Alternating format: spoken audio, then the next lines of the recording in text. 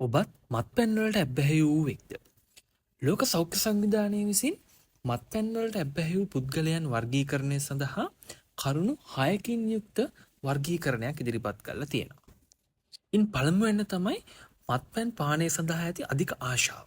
එහෙම නැත්නම් කවුරුන් හරි මත්පැන් පානය කරන දුටු විට හරි මත්පැන් වල සුවඳ දැනෙන විට ඔබට මත්පැන් පානය කිරීම සඳහා හිත තුළ අධික ආශාවක් ඇති වෙනවා නම් එහෙම නැත්නම් ක්‍රේවින් එකක් ඇති වෙනවා නම් ඒක තමයි මේ අතරට ගැලෙන්නේ. දෙවැන්න තමයි මත්පැන් පානය සඳහා අප තුළ පවතින පාලනය අප අතින් ගිලිහී යාම. ඒ කියන්නේ අපි කොච්චර මත්පැන් පානය කරනවද, අපි කොයි වෙලේ මත්පැන් පානය කරගෙන නවත්තනවද කියලා අප තුළ පවතින ඒ පාලනය අප අතින් ගිලිහී යාම තමයි මේ අතරට ගැනෙන්නේ.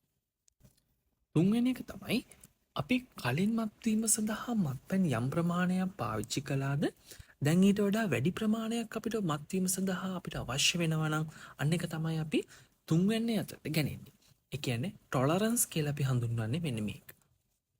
හතරවෙන්න තමයි මත්පැන් පානය අඩු කරාම හරි එහෙම නැත්නම් මත්පැන් පානය නැවැත්තුවාම හරි අපිට හිස රදය, නොසන්සුන් බව, වමනය, අතපය ගැහෙන්න අරන් වෙවුලන එක වගේ අතුරු ආබාධ වලට අපිට ඇති වෙනවා නම් අන්න ඒක තමයි අපි හතරවැන්න. එහෙම නැත්නම් withdrawal symptoms කියලා අපි හඳුන්වන්නේ. පස්වෙන්න තමයි මේ මත්පැන් පානය නිසා අපේ එදිනෙදා දේවල් අපෙන් ඈත් වෙලා යනවා. ඒ කියන්නේ අපේ සම්බන්ධතා, අපි සතුට කරපු දේවල්, අපේ එදිනෙදා වැඩ කටයුතු අපෙන් ගිලිහී යනවා. අපෙන් ඈත් වෙලා යනවා නම් ඒක තමයි මේ අතරට ගැනෙන්නේ.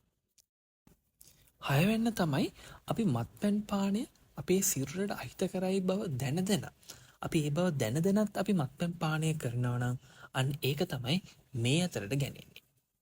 ඉතින් ඔයාට මේ ලක්ෂණ 6 තුනක් හෝ ඊට වැඩි සංඛ්‍යාවක් ඔයාට තියෙනවා නම් ලෝක සෞඛ්‍ය සංවිධානය යටතේ ඔයත් මත්ද්‍රව්‍ය වලට ඇබ්බැහි වූ පුද්ගලයෙක් ලෙස වර්ග කරනවා.